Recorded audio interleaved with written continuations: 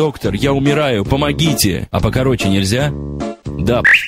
Аптека в одном лице. Новая акция. Купи 10 евреев и собери смерть. У вас есть лекарство от беляшей? Да. Пизда. Штраф. За ложный вызов Васиков. Бутылку водки и вазелин. Милиция! Злой сотрудник милиции посетит вечером вашу девушку, а у меня украли дверь. За умеренную плату дверь украдет вашу девушку. Я просто хочу высунуть из нее руку. Приходит сотрудник милиции домой пьяный. Дверь открывает мама и говорит: доброе утро, надо руку засунуть в жопу методом тыка. Кричат: Дедушка Мороз, выходи. Сотрудник милиции вечером совершит самоубийство.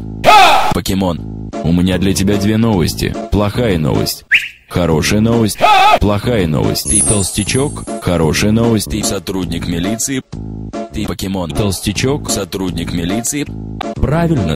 Ты пьяненький. Идите в жопу. Дверь покемон все-таки нашел. Но зачем принес хуй вашу девушку, не помните. СМС-сообщение. Сас, я знаю, как с резиновой куклой напиться. Да. Пизда.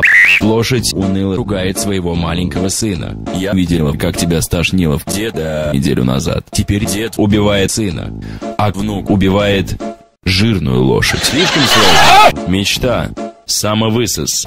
Дедуля, ты что, хочешь засунуть мне в жопу лошадь, а в бутылку? Мечта.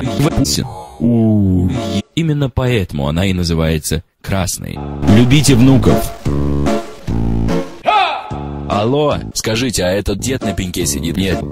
Посмотри, классный.